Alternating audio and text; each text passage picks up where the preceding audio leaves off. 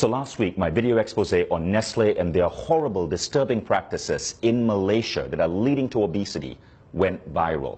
And about 1 million people watched the video. Some 17,000 people, mostly in Malaysia, shared it on their Facebook, and Nestle actually responded. Now that prompted me to do some further digging into what Nestle is doing, and what I found is disturbing. That's what I'm going to talk about in this video. See, Nestle says that their drink Milo is a health drink. They run ads telling kids to drink Milo every single day. They say that Milo gives you energy.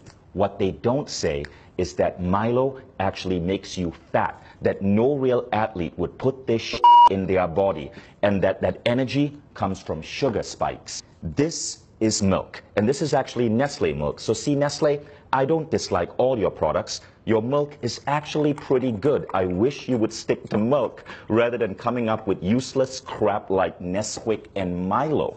Now, most kids in America and Europe drink milk because we know that milk can have a good effect on kids. Milk has natural sugars, lactose. It's a natural sugar. Nestle gets parents in Asia and the developing world to add this crap to milk, Milo. So Nestle's press release says they try to put 6 grams of sugar in a glass of Milo. Not true. At the back of a Milo tin in Malaysia, it actually says add 3 teaspoons of Milo. 3 teaspoons of Milo is roughly 9 grams of sugar. Now you want to know what 9 grams of sugar looks like? 9 grams of sugar is roughly this. This are Nestle bonbons. This is a candy that Nestle markets. Each one has 3 grams of sugar. Candy itself is fine. My kids will eat this maybe once every 2 weeks or so. But Nestle's advertising is basically telling moms in Malaysia to add Milo to kids' milk, which is the equivalent of putting 1, 2, 3 bonbons in a glass of milk before sending that kid off to school. Now, what do you think that does to this kid's body, to this kid's cognitive functioning? This much sugar comes really close to the daily recommended sugar allowance for an adult, which is 25 grams. A glass of Milo, 20 grams of sugar. But that's only the start of the bullshit.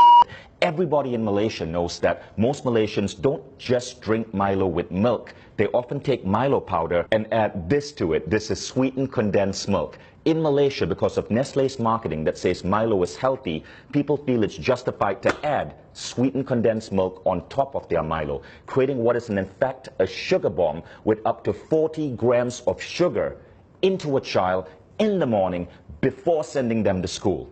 By the way, Milo isn't just bad because of its sugar content. One of the primary ingredients in Milo is something called maltodextrin. I want you to Google that, maltodextrin.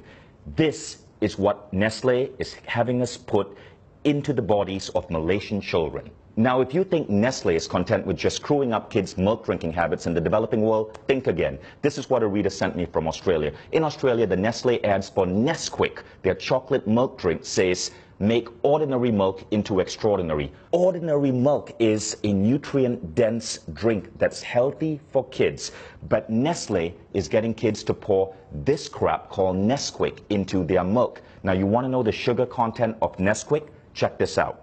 In 11 grams of Nesquik, there are 8.8 grams of sugar. That's 80% sugar, which is why in Britain the government banned Nestle from advertising Nesquik as a great start to a child's day. Now, it would be disturbing enough if Nestle was simply, as a massive food company, screwing up the way kids drink milk, but they're also screwing up breakfast. So this is a breakfast cereal from Nestle called Strawberry Minis, right? Strawberry Minis. There's a picture of a strawberry here. It looks healthy in every way, but then you read the ingredient label.